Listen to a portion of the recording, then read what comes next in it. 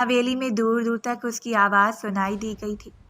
مریم بیگم نے شکر ادا کیا کہ اس وقت حویلی میں کوئی موجود نہ تھا، ورنہ کوئی نہ کوئی ان دونوں ماں بیٹی کی طبیعت صاف کرنے آ جاتا کہ یہاں پر لڑکیوں کا اونچی آواز میں بولنا پسند نہیں کیا جاتا تھا۔ المیر اپنا نام سن کر کچن کی طرف جاتے جاتے رک گیا۔ مینو کو معلوم تھا کہ وہ کچن کی طرف جا رہا ہے، اس لیے جان بوجھ کر اونچی آواز میں بولی تھی کہ وہ سن لے۔ اس کا ڈرامہ عروج پر تھا۔ امی، آپ میری بات کان کھول کر سنیے، میں ہرگز بھی اس خروس اور ہٹلر المیر بھائی سے شادی نہیں کروں گی۔ واللہ ان کو تو دیکھ کر ہی مجھے ڈر لگ جاتا ہے، میں ساری زندگی ان کے ساتھ کیسے گزاروں گی؟ نہ بھائی نہ، مجھ سے نہیں ہو پائے گا۔ وہ جب بولنے پہ آتی تو بولتے ہی جاتی تھی، بغیر رکے اس کی زبان چپ ہونے کا نام ہی نہیں لیتی تھی۔ اپنے بارے میں یہ القباس سن کر المیر کے ماتھے پر شکنوں کے جال بچھ گئے تھے، جبکہ مریم بیگم نے اپنی لاڈلی اور چہیتی کے آگے ہاتھ جوڑے تھے۔ خدا کا واسطہ آہستہ آواز میں بات کرو، المیر گھر پر ہی ہے۔ اماں کے ڈرنے پر وہ مزید شیر ہوئی۔ اب بات آہستہ نہیں ہوگی اماں جان۔ چوری چوری کچن کی طرف دیکھا جہاں وہ موجود اس کی ساری باتیں بخوبی سن رہا تھا۔ میری پوری زندگی کا سوال ہے، میں اس بڈھی ہوئی سے ہرگز بھی شادی نہیں کروں گی۔ دیکھے نا، میں ابھی معصوم دوشیزہ ہوں، پوری طرح سے جوان بھی نہیں ہوئی، اور آپ مجھے جن کے حوالے کر رہی ہیں۔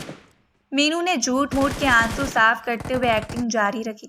المیر کے صبر کا پیمانہ لبریز ہو گیا تو اپنے لیے کافی بنانے کا ارادہ ملتوی کرتا ہوا وہ دوبارہ اوپر اپنے کمرے میں چلا گیا۔ اس کو جاتے دیکھ کر وہ دل ہی دل میں مسکرائی۔ اب تو یہ مجھ سے شادی کا سوچیں گے بھی نہیں۔ المیر کو خاصا غصہ آیا ہوا تھا۔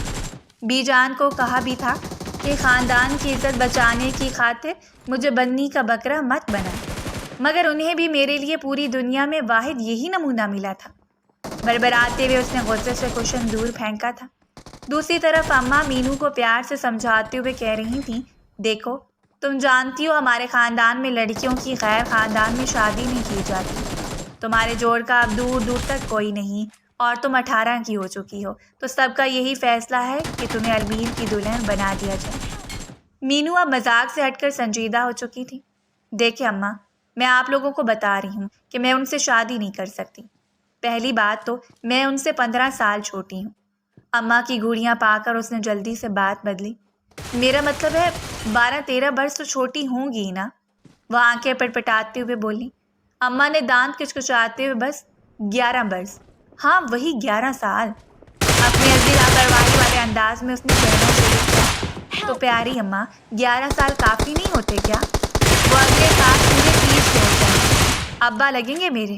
اور دوسری بات، وہ مجھے ہر وقت ڈانٹتے رہتے ہیں، مجھے ان سے شادی نہیں کرنی۔ اور تیسری وجہ، وہ ابھی تیسری وجہ سوچ رہی تھی کہ اماں نے اس کی بات بیچ میں کاٹ دی۔ تم جتنی مرضی وجوہات بیان کر لو، بی جان کا فیصلہ اٹل ہوتا ہے، اور یہ تمہیں معلوم ہی ہے۔